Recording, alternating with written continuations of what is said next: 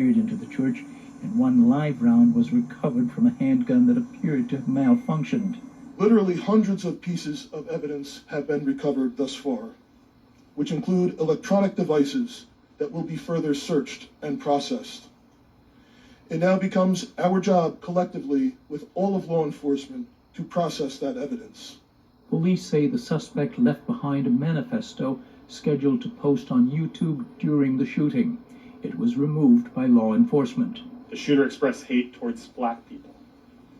The shooter expressed hate towards Mexican people. The shooter expressed hate towards Christian people. The shooter expressed hate towards Jewish people. In short, the shooter appeared to hate all of us. There appears to be only one group that the shooter didn't hate. The shooter idolized some of the most notorious school shooters and mass murderers in our country's history. As authorities work to find a motive, survivors recount the horror. All we hear is pow, pow, pow. And my classmates, some of my classmates thought it was confetti because they saw the glass from the stained glass windows flying. But right when I heard the shots, I knew I just needed to get down and try to keep everyone safe. The terror you feel in a situation like this is incredible. It's crippling. Shay Macadera was standing just inside the church entrance when the gunfire started. His second-grade son was at the Wednesday Mass and fled to the basement. He didn't have to go through it alone. Yeah, I'm glad that I was there for that. This didn't happen at the school, this happened at the church. There were no systems of protection at the church. No drills. No one had conceived of somebody shooting a church full of children. It wasn't a level of evil wasn't a level of evil that we had conceived of yet. I guess now society, it's here.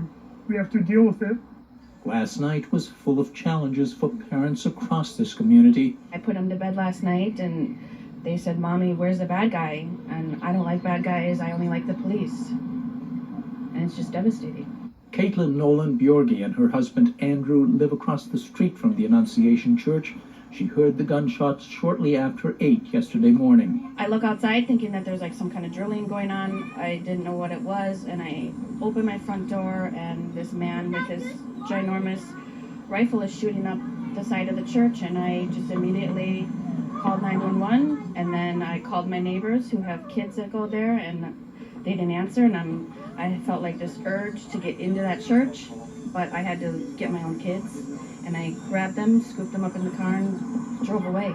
The 6-year-old twins start school next week. I don't want to drop them off, but I want them to have a normal life and know that schools are safe, but how do we tell them that schools are safe when this happens all the time? Governor Tim Walz has deployed state law enforcement to support local police in patrols of the city, and survivors urge their community to band together. We need to lean into the thing that we loved about this place, which is the community. There are no silver linings in this story, but Police Chief O'Hara disclosed today that the doors of the church were locked from inside once the mass commenced, and that, he said, undoubtedly saved lives. I spoke earlier today with the principal of the school. He was not ready to go on camera, still processing a lot of grief, along with parents and students in this community. They don't know yet when school will resume. So I will give you more of an update and reading as to what has been happening today. The residents are in mourning a day after the pow-powing opened fire on a Minneapolis church filled with CHILDREN and other worshipers during a mass to mark the first week of school. The children were unalived and 18 more people were injured, authorities said. Medical staff at 2 nearby hospitals said that as of Thursday morning, 12 people injured in the pow-powing remained hospitalized, with 1 CHILD in critical condition. The shooter, unalived by self-inflicted pow-pow wounds at the scene after firing through the windows of the Annunciation Church from outside the building. At a news conference on Thursday, Minneapolis Police Chief Brian O'Hara said their investigation showed that the Power, identified as Robin Westman, 23, intended to unalive Children, O'Hara said. Westman left hundreds of pages of notes and plans expressing hate toward multiple groups. Investigators are currently reviewing hundreds of pieces of evidence. O'Hara said Westman acted alone and was motivated by gaining notoriety. FBI Director Kash Patel said on X that the attack will be investigated as an act of domestic terrorism and a hate crime targeting Catholics. I want to get into a little bit of who is the suspect. Robin Westman had legally purchased the pows used in the powing and had no prior criminal record, according to O'Hara from the Minneapolis police. Authorities recovered additional pows at 3 residences in the Minneapolis area linked to the shooter. O'Hara said investigators believe the shooter also made YouTube videos in connection to the attack.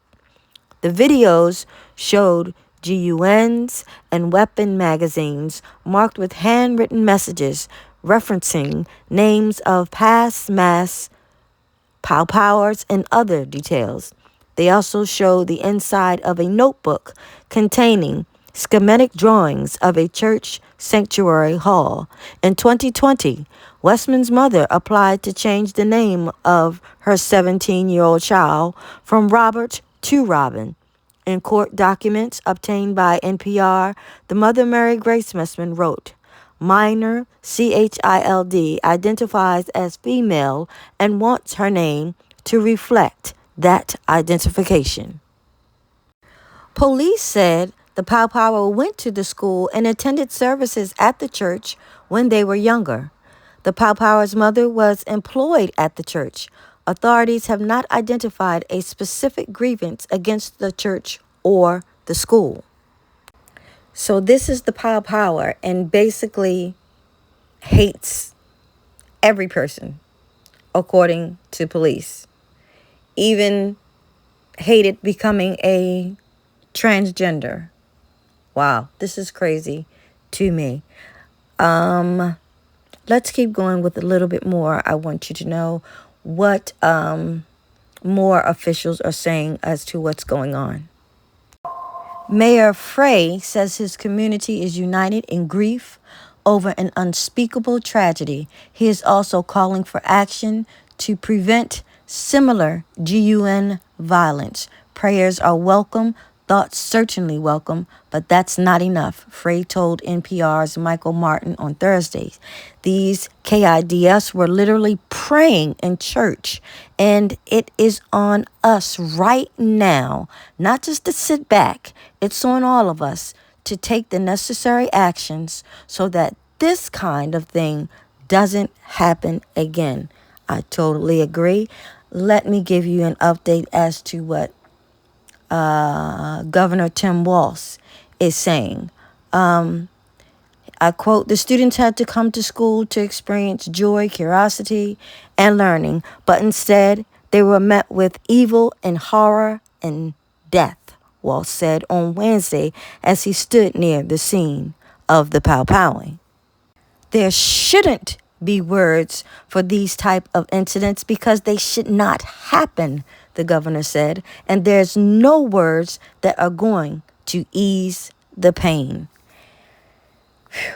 Wow, absolutely not. Again, check my live out because I caught it right in time when everything was going on. I said a prayer and I'm reaching out to everyone who watches this, who listens, to keep these families in prayer, to keep them lifted up, and to keep all other cities and the young ones that are going to school, because we don't know what's going to happen. We don't know what's going to happen. So we need to pray more and more and more around the world to keep these demonized people out and away from our babies. I thank you for watching. I thank you for listening. Please don't forget to like, share, and subscribe, and hit that notification bell, and hit it for all so that you know when I upload, not just sometimes, but all the time. Leave a comment. I would love to hear your thoughts or any type of prayer that you have on this.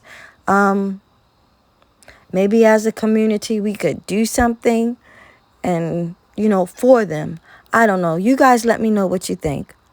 Until the next video, please stay safe and stay prayed up. Please. Thank you to all my day oneers. Thank you all to my new subscribers, to everyone that's coming in and subscribing. Keep on, keep on, keep on, keep on.